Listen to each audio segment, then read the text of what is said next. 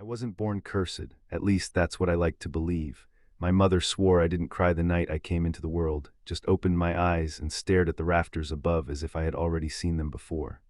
The midwife said it was a bad omen. My father, what little I remember of him, called it quiet strength.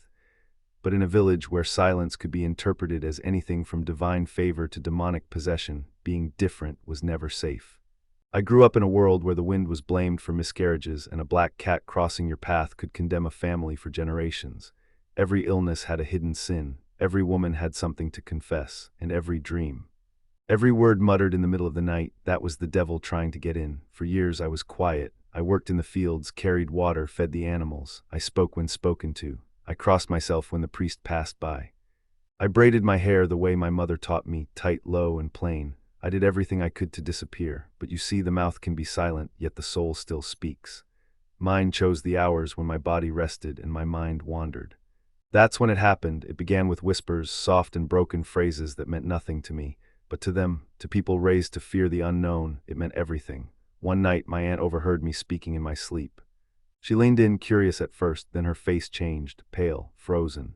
She claimed I spoke in a man's voice, that I said names I shouldn't have known, that I described things, sins, crimes that had never been told out loud. They didn't ask how I could have known. They didn't ask if I remembered any of it. They only asked one thing: who else has she spoken to? And just like that, the silence I had once used as a shield became a threat. It was the kind of night where even the wind seemed afraid to move. The fire in the hearth had long died down, but I hadn't noticed. I'd fallen asleep early, bone-tired from carrying buckets of water up the hill and helping Ma with the barley husks. I remember pulling the thin wool blanket over my shoulder and sinking into the old straw mattress with the kind of heaviness that comes from a day too long. I must have been dreaming. I don't remember the dream clearly, but there were voices in it, soft, rhythmic, like chanting from far away. A language I didn't know when awake but felt strangely familiar as I slept. The kind of language that makes the skin behind your ears prickle without knowing why. They told me later that I had spoken, that my mouth moved in the dark, that my voice came out low and slow and wrong. Not like a girl's voice, they said, not even like a person's voice. They said I whispered names, names of those buried beneath the church, names only the priest should know. I don't remember doing any of it. All I remember is waking up to silence so thick it swallowed the morning birdsong. At first I thought I'd overslept, but when I stepped outside, the village was still. No footsteps.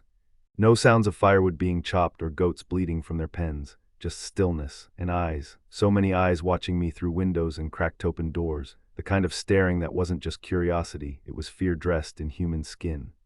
Then came the knock, not a loud one, just 3 slow taps on the wood. My mother opened it and stepped aside without saying a word, and standing in our doorway was old Miriam, the midwife who'd birthed me 17 years ago. She didn't smile, she didn't speak. She only looked at me, eyes sharp, like she was trying to see something just beneath my skin. "You talked in your sleep," she finally said, "but what you said wasn't yours." My throat went dry. "What do you mean?" "You said things no one should know," she whispered. "Things no one ever told you." I wanted to laugh, to say it was just a dream, just nonsense in the night, but the look in her eyes froze the words on my tongue. That's when I realized I couldn't even remember what I'd dreamed. All I knew was that something had changed, and everyone in the village had heard it. By the next morning, the whispers were no longer mine. They belonged to the villagers now, passed from mouth to mouth like rotting fruit that no one wanted to touch, but everyone insisted on tasting. They said I was touched by something dark. That the devil had come not as fire or shadow, but as a dream, and I had spoken for him. They called it a curse. At first, they kept their distance. No one came for eggs, no one brought bread. The neighbor who used to wave at me every morning pulled her children indoors when she saw me. Even the dogs stopped barking when I walked by, as if the silence was more loyal than the people. But it wasn't until the miller's boy fell from the ladder that things truly turned. He'd been fixing a loose thatch on their roof, something he'd done a dozen times before, but this time he slipped, cracked his head on the stone basin.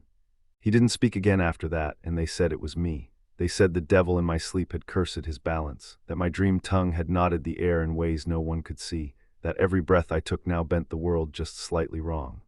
I tried to explain, to say I didn't remember, that I couldn't control what my body did while sleeping. But words don't matter when people have already chosen to be afraid of you. They stopped calling me by name. I became the girl. The dreamer, the tongue.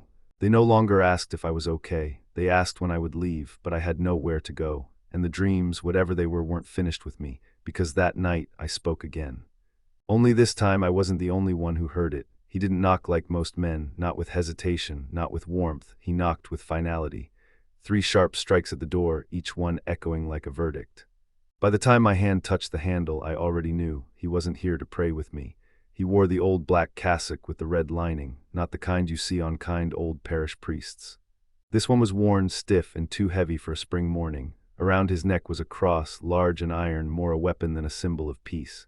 He stepped inside without waiting, didn't ask, didn't blink. Just stood in the middle of the kitchen, eyes scanning the small space, the unwashed plate in the basin, the half-burnt candle, the worn floorboards that creaked with each breeze. "You've been dreaming," he said. I stayed quiet. "You've been speaking," he added, voice firmer now. "Saying things in your sleep, things no child should know." My mouth went dry. He wasn't asking for a confession. He was reading a sentence. He pulled a small leather book from his sleeve. Bound by string, yellowed at the edges. He flipped it open with hands too steady. "3 witnesses heard your voice last night. It spoke of fire. It named bones. It told of a man with no face who would walk before the harvest moon." I shook my head, but it didn't matter. "Do you know what that means?" he asked. "It means you have been touched by forces beyond this world. It means the veil has thinned, and through your mouth something has slipped through." He paused, then said it plainly, "We must silence it." For a second I couldn't breathe, not because I was afraid, but because I knew. Some part of me agreed. He didn't raise his voice. That made it worse. The priest spoke like a man reading a recipe, precise, practiced, and cold. "Silence is protection," he said, folding the leather book and placing it on my table like an offering. "For you, for the village. For what waits beyond the hedge line." I wanted to ask what he meant, but something in his eyes told me not to. Instead, I asked the only question that mattered. "Will it hurt?" He tilted his head, considering, only for a moment. Then he opened a small pouch and poured its contents onto the table. Not blades, not tools, just ashes. Gray, clumping ashes that smelled of lavender and something faintly metallic. He dipped his fingers into the powder and made a mark on my lips. It burned, not with fire, but with memory. My tongue twitched against the roof of my mouth like it was trying to say something before it forgot how. "Tonight," he said, "you'll sleep with this mark. If your mouth stays shut, you'll be safe if you speak again." He didn't finish. He didn't have to. The silence that followed was thicker than any words. That night I didn't sleep. I lay in bed staring at the ceiling, trying not to blink too loud. The house creaked in its bones as if it too was holding its breath. I bit my tongue, swallowed my saliva in fear, afraid that even a cough might break the spell. But the dreams still came, and this time they whispered back. The next morning the silence hadn't lifted. I tried to hum, to cough, even to scream into a pillow. Nothing. The world around me carried on, birdsong outside, neighbors talking through the walls, the distant chime of church bells. But in my world there was only stillness, until I heard it, not with my ears but deep inside. A voice, slippery, hollow, like wind through a hollow bone. It wasn't mine. It used my thoughts like a doorway. And yet it didn't speak in words, it spoke in feelings, in urgencies, in shadows. I felt it rise when I looked in the mirror. It tugged at my eyes to linger too long on the emptiness in them. It surfaced when I passed the chapel and felt an inexplicable pull, like gravity had shifted toward the altar. The worst part, it didn't feel foreign, it felt familiar, like something I had once buried, now finally clawing its way back. I began dreaming while awake, glimpses of flickering candles that I never lit, of cloaked figures I'd never met, of whispering circles and salt on wooden floors. Each vision left a cold trace, like someone had touched my spine. At first I tried to resist. I filled my days with chores, with noise, with motion. But every time I was still, just still enough, the voice returned. Not louder, but clearer, sharper, hungrier. It wanted something, not just from me, through me. One night I found myself writing, not remembering picking up the pen, just noticing words already pouring onto the page. The handwriting wasn't mine, but it knew my name. It started with a creak. Not the kind of innocent wood-settling creak you get in old cottages, but something deliberate, rhythmic, as if someone or something was pacing just beneath me. I froze, listening, holding my breath as though it would help me hear better. 3 steps, paused, then 3 more, and then silence. I waited, I don't know how long, long enough for my tea to go cold, long enough for the sunlight to fade. Eventually, something inside me, maybe fear, maybe curiosity, maybe that quiet voice I still refused to claim, pushed me toward the source. The corner of my room, behind the faded writing desk, had always felt colder. I chalked it up to poor insulation. But tonight, as I moved the desk away and pressed my palm to the old pine boards, the chill sank straight through my skin. My fingers traced the edges of the floorboard. There, one loose, just one. I didn't even hesitate. Underneath was dirt, not insulation, not pipes, just compact, dry earth. and a symbol carved directly into the wood underneath. Not modern, circular, geometric, almost like a compass, but not. It pulsed faintly as if responding to my gaze. That's when the whisper returned, only this time it wasn't in my head, it was beneath me, a woman's voice barely audible, repeating something ancient and melodic, something that felt like prayer and curse braided into one. I leaned closer, heart pounding. There were markings on the walls below, faint chalk, no, bone-white scratches drawn in the same pattern. A circle enclosed in another, lines pointing inward, and at the center of it all bones, tiny ones, arranged deliberately, as if someone had once summoned something or tried to bind it. The moment I saw them, the voice inside me stopped whispering and started screaming. I fell back, gasping, but no sound escaped my throat, still mute, still trapped, but now I understood, this wasn't just about me. This was about what had been buried and what was waiting to return. Would you like to continue with Part 9, Her Name Was Never Erased? This next section will reveal more about the identity of the woman behind the voice and why the village erased her name from history. They thought they could erase her by never speaking her name again. They believed that silence was the final seal. But names, true names, are not held in ink or whispers. They live in blood, in breath, in soil, and hers had taken root. That night I returned to the circle. I didn't know what I was doing. I didn't know what I was chasing. Only that something ancient, something aching was reaching out, and I was the only one still listening. With trembling hands I traced the markings I had found, not with chalk, not with candles, just my fingertips. And the moment my skin touched the final line, I heard it again, her voice. But this time it wasn't whispers, it was a name.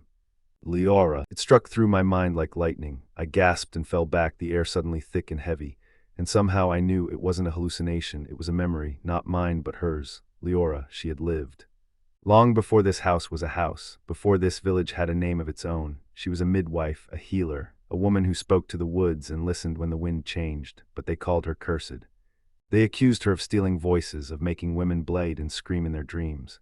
When the mayor's daughter fell ill and babbled in her sleep, they said Leora had summoned the devil through her womb. There was no trial, no priest.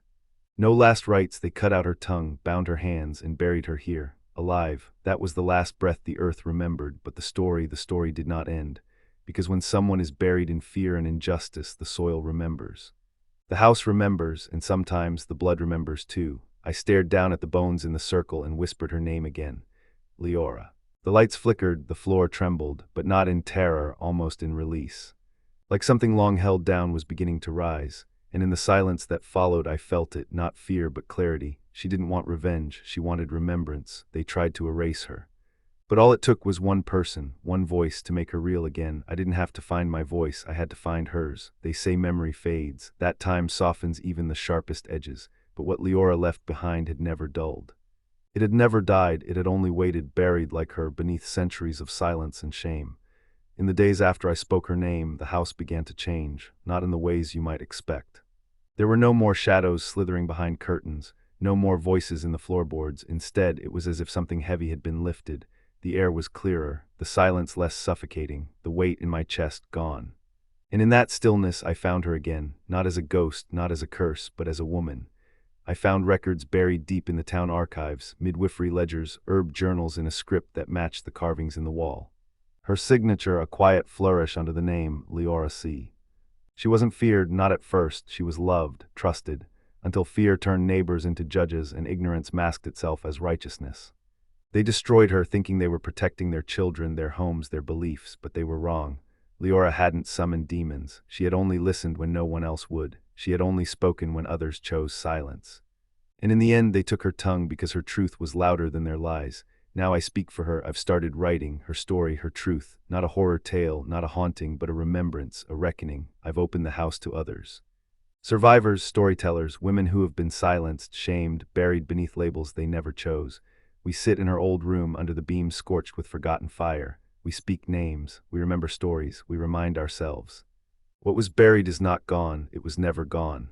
And when the wind howls down the chimney at night, it doesn't scare me anymore, because I know. It's not a ghost, it's just a voice the world tried to erase, finally coming home. And we're listening.